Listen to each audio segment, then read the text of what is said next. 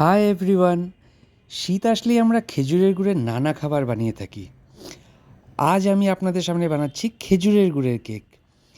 এটির স্বাদ ও গন্ধ খুবই মন মাতানো এবং বানানোও খুব সহজ।